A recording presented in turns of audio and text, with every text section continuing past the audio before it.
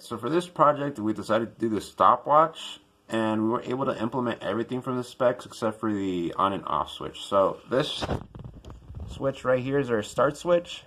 So if I set it to 1, as you can see, it starts, and once I set it back to 0, it pauses it, and I'll start it again. Now this button right here is our reset.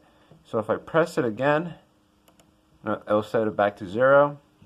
Now if I set start to 0 and I hit reset again, it sets everything back to 0. So the specs said that when the stopwatch reaches 99.99 seconds, it should go back to 0 seconds. So that's what I'm going to show you right now, and then I'm going to talk about the design process for the stopwatch, how we approached it. And see, it went back just like it should. So now I'm going to explain how the two features of our stopwatch works, and the first feature that I'm going to explain is the reset feature. So in our Verilog module that we used to design the stopwatch, we have two if statements to be executed once reset has been pressed. And the first one is if reset is pressed, then our delay, or rather our counter, gets set to 0. And the second one is that once reset has been pressed, we set the 4 variables that store the values of the numbers being displayed on the LED. They all get set to 0. So once reset has been pressed, first, second, third, fourth, right here.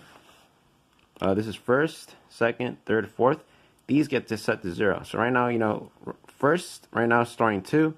Second is storing, second is storing 5. Third is storing 0, and fourth is storing 1. So once I hit reset, they all get assigned 0.